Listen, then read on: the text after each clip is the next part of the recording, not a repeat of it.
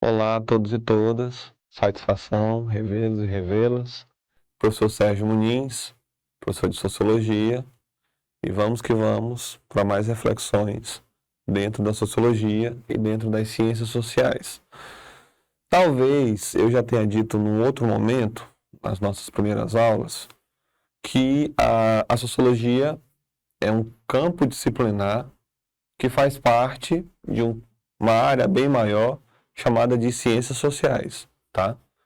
E essas ciências sociais, elas são formadas não só pela sociologia, mas por outras disciplinas que eu gosto muito de pensar como disciplinas que são irmãs da sociologia, né? E aí, quem seriam elas? A antropologia e a ciência política, tá? Então, cada uma dessas irmãs, filhas das ciências sociais, teriam um interesse específico em algum aspecto da vida humana, tá? Por exemplo, a sociologia, interesse nas regras que condicionam a vida social, no estabelecimento de padrões morais e sociais e na forma como os indivíduos se relacionam com essas regras ao longo do tempo. Essa seria, digamos que, seria o interesse da sociologia. A ciência política, como irmã da sociologia, também olhando para as relações sociais, teria como foco um item específico dessas relações sociais, que seriam as relações de poder, né? A forma como, dentro da vida humana, vai se estabelecendo esse entendimento de que alguns estão ali para mandar e outros para obedecer, e aí essas relações de poder também seriam um componente presente de forma contínua nas relações humanas. A terceira irmã, que seria a antropologia, também se dedicaria a tentar entender um aspecto específico da vida humana que não tem a ver com as regras morais e sociais, não somente, não tem a ver também tão somente com as relações de poder, mas teria a ver com a questão da diversidade cultural, tá? Ou seja, por que que, mesmo sendo uma única espécie, né, de bilhões de pessoas neste gigantesco planeta, nós conseguimos criar formas de ser diferentes uns dos outros e umas das outras, né?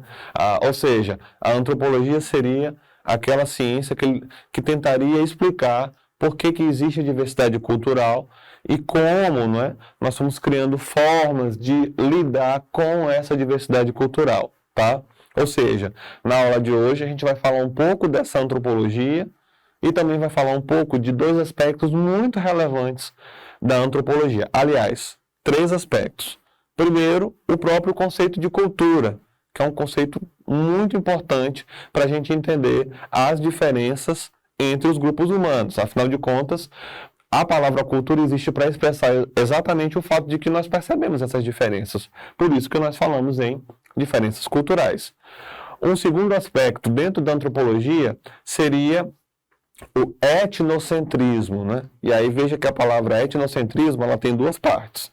A palavra etno, que tem a ver com etnia, com diversidade étnica, e a palavra centrismo, que tem a ver com centro.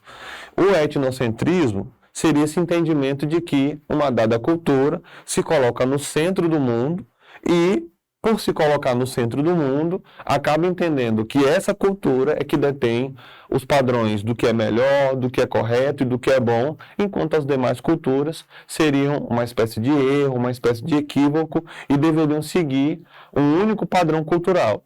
Então, o etnocentrismo, e mais especificamente o etnocentrismo cultural, ele tem a ver com esse comportamento de indiferença e de discriminação que em muitos momentos a gente pode assumir diante da diversidade cultural.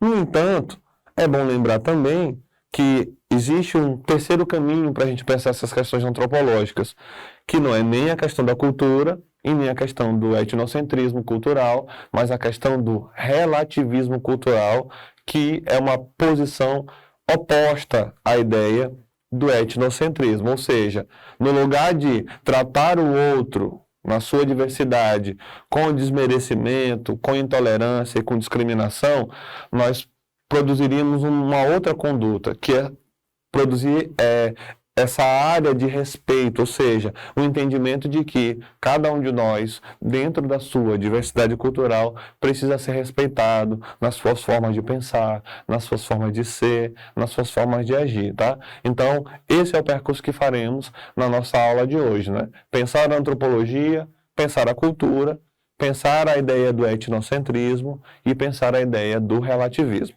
Vamos dar uma olhada no material? E aí temos o conceito de cultura a partir da abordagem antropológica, etnocentrismo e relativismo cultural. E aí, comecemos pelo conceito de cultura, tá? A cultura, a partir de uma abordagem antropológica, é compreendida como um conjunto complexo de conhecimentos, crenças, valores, costumes, práticas, símbolos e significados que orientam a vida dos grupos humanos.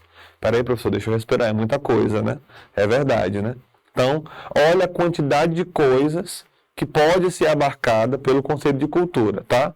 Conhecimentos, crenças, valores, costumes, práticas, símbolos e significados. Pessoal, todos esses itens aí estão em qualquer âmbito da vida, tá? Em qualquer âmbito da vida, existe todos esses aspectos que estamos explicitando aí no nosso material. Ou seja, a nossa vida é basicamente, e qualquer outra vida de qualquer outro ser humano, cultural, tá? Tudo que a gente faz em termos econômicos, políticos, religiosos e cotidianos é cultural. Tem a ver com essas formas, né? Tem a ver com esse conjunto complexo que faz parte da nossa vida e que é fundamental para que nós nos percebamos como pessoas e como pessoas que pertencem a um determinado grupo. Então, a gente acaba concluindo que o conceito de cultura, ele abrange por completo a nossa existência. A antropologia, né, enquanto ciência social, entende que todas as sociedades do mundo produzem cultura, independente do seu grau de desenvolvimento técnico ou científico. Por que eu estou dizendo isso? Por que eu acho que isso é importante de ser destacado? Porque, infelizmente, a gente às vezes acaba sendo convencido a pensar essas diferenças entre as sociedades em termos de superioridade e de inferioridade. Então, por exemplo, a gente criou o entendimento de que tem sociedades que são mais avançadas tecnologicamente e outras que são menos avançadas, né? Que são mais avançadas em termos de técnicas e outras que são menos avançadas. Esse entendimento, que é ilusório, de que umas são mais avançadas do que outras, faz com que a gente acabe acreditando que um certo povo é melhor do que o outro povo. Quando a gente pensa dessa forma, a gente vai ver daqui a pouco, a gente está pensando de forma etnocêntrica. Então vejam, foi isso que aconteceu quando os colonizadores chegaram no continente latino-americano, tá? Tanto no norte da América como no sul, ou na região central, os colonizadores se depararam com populações que eram diferentes culturalmente de si mesmos. A observação dessa diferença fez com que esses colonizadores, no lugar de ficarem fascinados com tamanha radicalidade de diferença, ficassem assustados, com medo. E esse medo teria levado esses colonizadores a reproduzir uma série de práticas violentas contra esses povos, a ponto de que muitos desses povos acabaram sendo exterminados por conta dessa violência cultural que eles foram sofrendo. A partir desse entendimento de que, como nós temos roupas, caravelas e outros equipamentos, isso faz de nós melhor do que vocês. Isso é muito complicado, né? Pensar que aquilo que um povo tem pode ser um critério para dizer se aquele povo é ou não melhor do que um outro povo que vive a partir de outras necessidades e de outros equipamentos. Bom, é preciso romper com a perspectiva de que existiria uma cultura superior e outras inferiores. Porque se a gente acredita de fato nessa perspectiva, a gente acaba aceitando que uma sociedade que é superior possa gratuitamente violentar uma sociedade que é vista como inferior. E não é assim que funciona. As pessoas, os grupos e as sociedades precisam ser respeitados, né, nas suas diferentes formas de ser e de existir. essa ideia de superioridade e inferioridade é muito menos um fato e muito mais uma crença. E é importante destacar a diferença entre fato e crença. Fato é aquilo que é inquestionável, aquilo que se apresenta aos nossos sentidos e que pode ser percebido. A crença tem muito mais a ver com algo que é objetivo e ela é muito mais subjetiva. Tem a ver com algo como eu quero ver, e não necessariamente com aquilo que eu estou vendo. E aí, superioridade e inferioridade não se provam factualmente, mas seriam muito mais crenças. E acreditar que existe o superior e o inferior é acreditar que uns são os melhores do que outros e que, portanto, uns seriam mais humanos e outros seriam menos humanos. É preciso romper com a perspectiva de que existiria, né, essa superioridade e essa inferioridade. Tal ideia está associada ao etnocentrismo, como já estou anunciando há algum tempo, que é a tendência de julgar as outras culturas a partir dos valores e referências da própria cultura. Ou seja, se eu vou encontrar com um membro de uma outra cultura, é óbvio que eu vou julgá-lo a partir dos parâmetros da minha cultura. Só que eu não posso esquecer que, assim como eu tenho os parâmetros da minha cultura e posso julgar aquele outro, ele pode fazer o mesmo comigo. A partir dos seus próprios parâmetros, julgar, né, a forma como eu me visto, a forma como eu falo, minhas preferências em termos de gosto, né, minhas condutas e meus comportamentos. Né? Então, toda a sociedade, por ser uma sociedade estruturada em termos culturais, faz com que os seus indivíduos enxerguem o mundo a partir dessa cultura. E aí, portanto, se eu insisto na ideia de que minha cultura ocupa um lugar de destaque e ela é mais certa do que as outras culturas, eu estou sendo o quê? Etnocêntrico. Estou reproduzindo esse etnocentrismo. E aí é preciso romper, né, de fato, com essa dualidade inferior e superior, tá?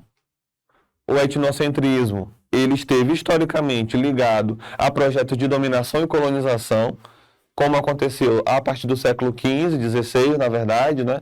Com a vinda dos europeus, franceses, holandeses, portugueses, espanhóis para o continente americano, ocupando o norte da América, ocupando a região da América Central, também conhecida como Caribe, e ocupando a América do Sul, né? Todo esse território foi vastamente ocupado durante a colonização europeia, e essa colonização foi um grande projeto de imposição etnocêntrica dos padrões culturais europeus sobre os padrões culturais dos mais distintos povos indígenas que existiam dentro do continente americano, tá? Então, a colonização foi esse pontapé inicial disso que viria a ser pensado dentro da antropologia como etnocentrismo, tá?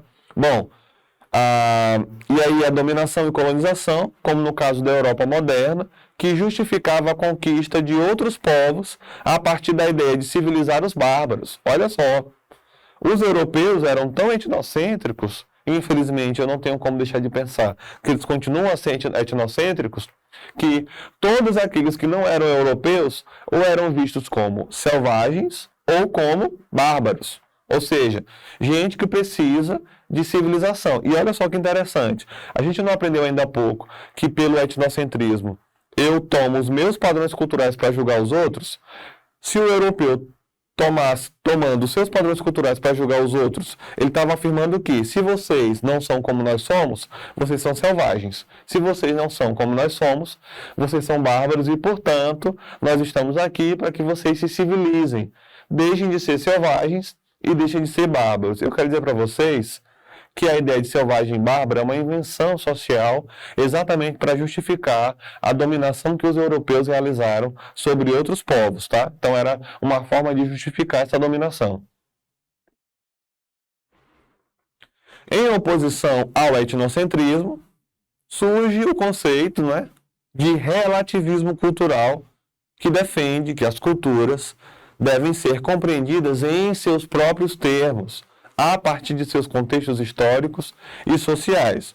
Ou seja, eu não posso, no meu contato com um povo que tem outros padrões culturais, acreditar que eu preciso vê-los a partir dos meus parâmetros. Ver um outro povo a partir dos meus parâmetros é incorrer num sentimento e numa compreensão etnocêntrica sobre esse povo. É claro que eu vou acabar afirmando que eles comem errado, que eles se vestem errado, que eles moram errado, que a religiosidade deles é errada. Ou seja, se a gente for parar para pensar num conjunto de violências que muitos grupos sociais sofrem em relação aos seus hábitos cotidianos, em relação às suas crenças religiosas, que a gente dá outros nomes, né, como, por exemplo, racismo ou a intolerância religiosa, tanto um como o outro tem base no etnocentrismo. Por quê? Porque tem alguém que, a partir dos seus parâmetros culturais, está dizendo que você aí, que tem outros parâmetros, você está errado. Não se vive assim, não se fala assim, não se acredita nisso. Se acredita no que eu estou dizendo que você tem que acreditar e você tem que existir a partir da forma como eu estou dizendo que você tem que existir. Então, basicamente, todos os preconceitos que existem, eles se baseiam, né, nessa raiz etnocêntrica. Então, por exemplo, vou pensar em 2 eventos históricos que têm uma forte base etnocêntrica. A violência que os judeus sofreram durante a Segunda Guerra Mundial, por exemplo, que resultou no massacre de mais de 5 milhões de judeus assassinados, que ficou conhecido como Holocausto. Um evento baseado em uma alta discriminação, em um alto preconceito, praticado por alemães que se entendiam como puros racialmente, né? Ou seja, se entendiam como uma raça superior em relação à condição étnica dos judeus, tá? E, por outro lado, eu tenho um evento histórico que antecede a Segunda Guerra Mundial e que durou muito mais tempo do que a Segunda Guerra Mundial, que foi a escravidão, que vai produzir na história do Brasil relações de racismo, e esse racismo e essa escravidão também tem uma base etnocêntrica, porque tem a ver com as compreensões europeias, dos europeus, sobre como enxergar aquele povo que fisicamente e culturalmente era radicalmente distinto, né, de como os europeus existiam. E aí essa radicalidade de diferença fez com que, sistematicamente, historicamente, os africanos, na sua diversidade, fossem sequestrados do continente africano e fossem escravizados por quase 400 anos dentro de todo o continente americano. E aí também tem uma forte base etnocêntrica que depois se transformou, né, no preconceito de cor, como a gente fala, que é o racismo, e também na intolerância religiosa, né? Ou seja, um preconceito contra as religiosidades que tem a ver com as matrizes africanas ou mesmo as religiosidades contra as matrizes indígenas. Os preconceitos que os povos indígenas sofrem no Brasil desde 1500 até os dias de hoje também tem forte base etnocêntrica, ou seja, existe uma compreensão de que os povos indígenas são bárbaros ou selvagens que precisam se civilizar, se domesticar para deixar de ser indígenas e para virarem, entre aspas, brasileiros e brasileiras. E eu quero dizer para vocês, com toda segurança, que uma cultura não é algo que se abandona, não é uma coisa que eu carrego no bolso e que eu descarto. A cultura tem a ver com a forma como eu fui formado enquanto pessoa. Tem a ver com a minha visão de mundo. E essas coisas não se abandonam, né? Essas coisas só deixam de existir quando o nosso corpo morre. Enquanto a gente existir, nós vamos carregar dentro de nós o nosso processo de formação cultural. Então, não adianta dizer que se o indígena frequentar a escola do não indígena, ou se ele vier a ter os padrões de vida do não indígena, que isso vai fazer com que ele deixe de ser indígena, porque a condição indígena ou qualquer outra condição identitária não tem a ver só com o que eu faço, mas tem a ver com a minha formação humana, ou seja, com aquilo que está dentro de mim, com a minha forma de ver o mundo e de ver a mim mesmo, tá? Ou seja, inclusive essas reflexões que eu estou colocando aqui para vocês só são possíveis a partir desse entendimento relativista, né? De entender que cada um tem os seus próprios parâmetros de como vai se organizar culturalmente. O relativismo busca combater preconceitos e estereótipos culturais. Professor, o que é o estereótipo? Esse entendimento superficial de que eu posso saber quem uma pessoa é só a partir da aparência dela, tá? Normalmente, quando a gente faz isso, a gente está fazendo um julgamento superficial a partir do estilo estético que alguém tem, e a estética de alguém é só a ponta do iceberg de quem aquela pessoa é. Quem aquela pessoa é tem muito mais profundidade, muito mais camadas, né, que estão para além da sua fisionomia, né, e das suas características estéticas ou físicas. Infelizmente, muitos e muitas de nós sempre produzem julgamentos sobre os outros a partir da sua aparência. E isso é um problema, tá? Então, o relativismo, ele vai nos ajudar a combater esses estereótipos culturais, valorizando a diversidade cultural como a riqueza da humanidade. Contudo, ele também levanta dilemas éticos, como quando se trata das práticas culturais que violam direitos humanos. Olha só que interessante. Se, por um lado, o relativismo significa respeitar os padrões culturais dos diferentes povos, como a gente pode agir quando a gente está diante de um costume cultural que ele fere a nossa forma de ver o mundo? Será que a gente intervém para mudar aquele padrão e, portanto, age de forma etnocêntrica, ou a gente deixa com que aquelas próprias pessoas resolvam suas situações dentro da sua cultura, agindo de forma mais relativista? Isso é um dilema que não necessariamente tem uma solução fácil, né? Fica aí essa problematização. Nessas situações, o desafio é conciliar a defesa da diversidade com os princípios universais de dignidade e liberdade. E aí não tem como deixar de pensar essa questão da diversidade fora do contexto escolar, porque uma sala de aula é sempre um espaço de muita diversidade, né? Não é que é impossível achar que todo mundo ali é igual, pelo contrário, né? Tem muita diversidade dentro de uma escola. Bom, no contexto escolar, compreender a cultura nessa perspectiva amplia a nossa capacidade de convivência, tá? De lidar com as diferenças. Com essa convivência mais democrática, o respeito à pluralidade e a crítica às desigualdades produzidas por hierarquizações que são culturais. E é isso. Assim, eu espero que esse conteúdo seja proveitoso para a gente repensar aí, né, nossos valores, nossas visões, nossos conceitos e preconceitos, tá bom? Forte abraço, até a próxima aula.